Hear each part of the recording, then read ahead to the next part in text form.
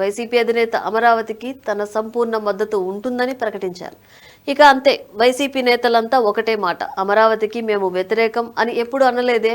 మా అధినేత ఇల్లు అక్కడే ఉంది కదా, అమరావతిని శాసన రాజధానిగా ప్రకటించాం కదా, అమరావతిని రాజధాని కాదు అని మేము ఎప్పుడు అనలేదు కదా, మేము అమరావతికి వ్యతిరేకం కాదు, రాజధాని పేరుతో జరుగుతున్న అవినీతికి మాత్రమే వ్యతిరేకం అని విచిత్రమైన వ్యాఖ్యలన్నీ చేశారు. ఇక జగన్ మావిగన్ అనే ప్రకటన చేసిన వెంటనే ఇప్పుడు మళ్ళీ అద్భుతమైన ప్రతిపాదన, ప్రపంచంలో మా జగన్ కంటే మేధావి ఎవరూ లేరు, మా అన్న చెప్పింది అక్షరాల నిజం అంటూ వారం రోజులుగా మీడియా ముందు ప్రాంతాలకు అతీతంగా ప్రకటనలు చేస్తున్నారు.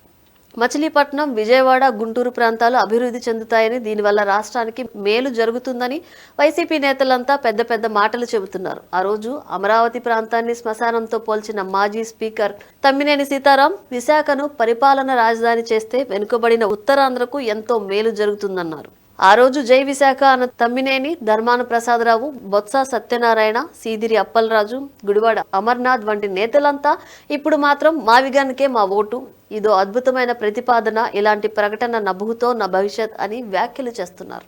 అంటే ఆ రోజు అమరావతిపై విషం చిమ్మిన ఉత్తరాంధ్ర, రాయలసీమ నేతలు ఇప్పుడు మచిలీపట్నం, విజయవాడ, గుంటూరు మధ్య ప్రాంతాల్లోనే అమరావతి ఉందనే విషయం మర్చిపోయి జై మావిగన్ అంటున్నారు. ఆ రోజు అమరావతికి అనుకూలంగా ఒక్క మాట మాట్లాడేందుకు కూడా భయపడిన పేర్ని నాని, జోగి రమేష్, అంబటి రాంబాబు వంటి నేతలు ఇప్పుడు మాత్రం తమ తమ ఇళ్ల ముందు మావిగన్ అని పెద్ద పెద్ద ఫ్లెక్సీలు ఏర్పాటు చేస్తున్నారు. అంటే ఆర్కే చెప్పినట్లుగా వైఎస్ జగన్మోహన్ రెడ్డి మాటకు తానా అంటే తందానా అంటున్నారనేది అక్షరాల రుజువు అవుతుంది. ఒక్క రాజధాని విషయంలోనే కాదు, ఏ విషయంలో తీసుకున్నా సరే జగన్ చెప్పిందే వేదం అన్నట్లుగా వైసీపీ నేతలు వ్యవహరిస్తున్నారు.